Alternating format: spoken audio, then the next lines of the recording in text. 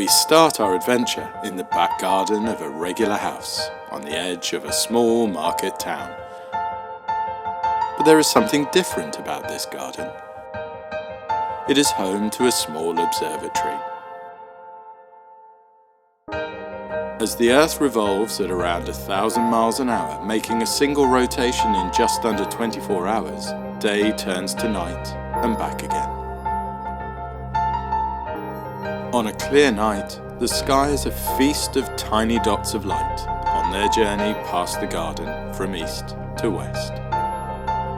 By day, we see just one star, the Sun, a very average main sequence star that at around 4.6 billion years old is still only middle-aged.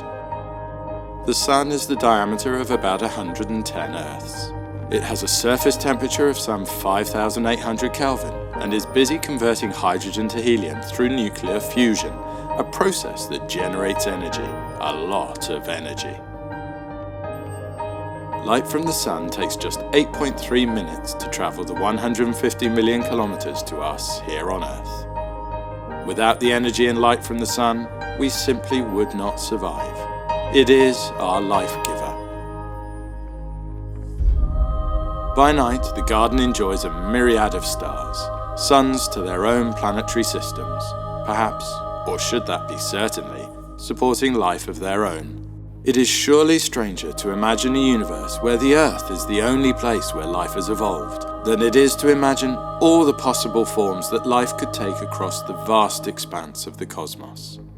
Humans have arranged the night sky into areas known as constellations, and within them, asterisms, the shapes we have constructed by joining the dots, such as Orion the Hunter, Taurus the Bull, and Pegasus the winged horse, ridden by the Princess Andromeda. Shapes made from stars across the whole sky to help us navigate our way around. But where do all these stars come from? What magic spawns these life-giving balls of burning gas? Here we are in a stellar nursery, the Orion Nebula, that fuzzy patch below Orion's belt known as his sword. A vast expanse of gas and dust, some 26 light-years across and 1,300 light-years away from Earth. Primarily formed of hydrogen gas, an emission nebula, glowing red as it is excited by the starlight within it. It is these gas clouds that coalesce and start to condense under their own gravitational force. A protostar is formed. Temperature and pressure increase until that crucial moment when the first hydrogen nuclei fuse together to create helium nuclei. The nuclear fusion rapidly spreads through the core of the ball of gas. A new star is born. Clouds of gas, nebulae across the galaxy, are the birthplace of stars. Multitudes of stars born together as clusters as they start their own cosmic adventures. The nebulae are eroded by the winds that their nascent stars emit, pushing out the gas and dust to sculpt endless weird and beautiful shapes.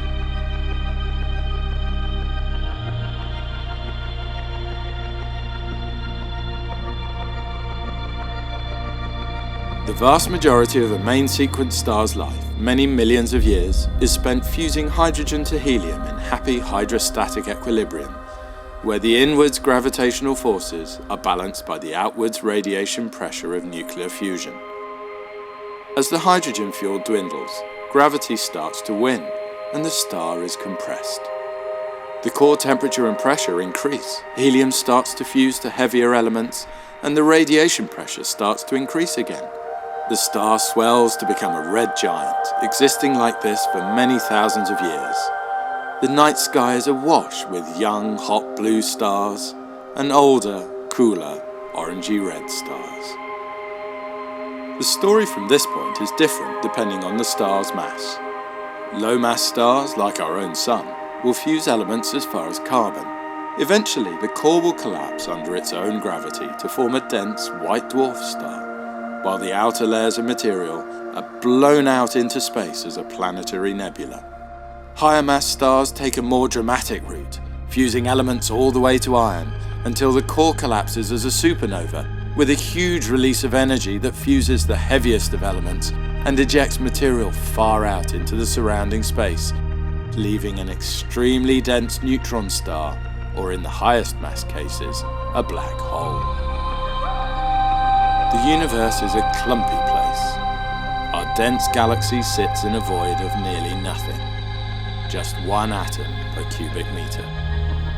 Travel across that empty space for about 2.5 million light years, and we arrive at our nearest neighbour, the Andromeda Galaxy.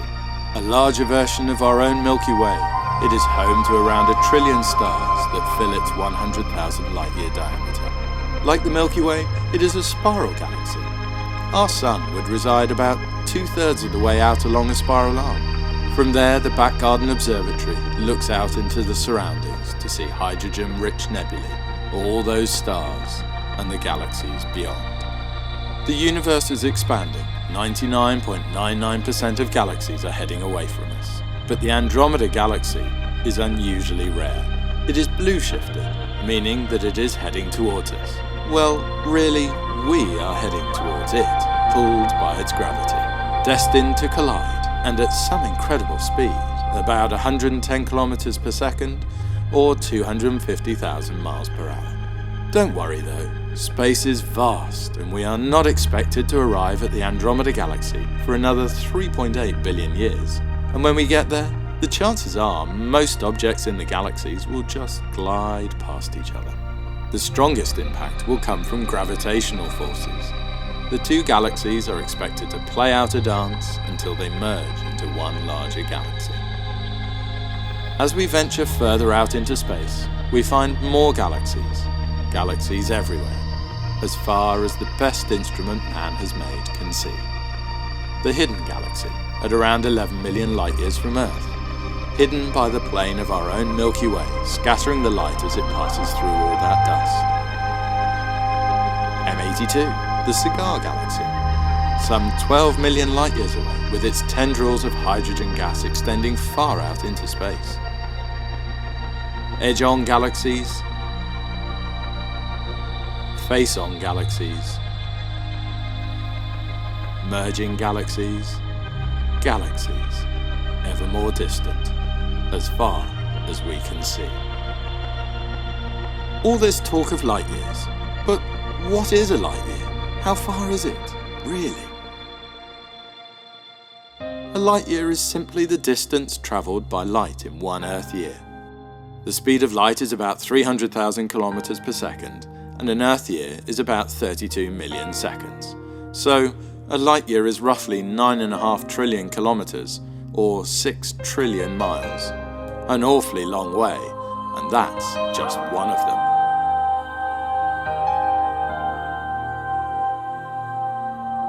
Current estimates put the edge of the visible universe at 46 billion light-years from Earth. 46 billion light-years. That kind of distance is almost impossible to imagine. But how much further does it go on? And if it stops, what's on the other side?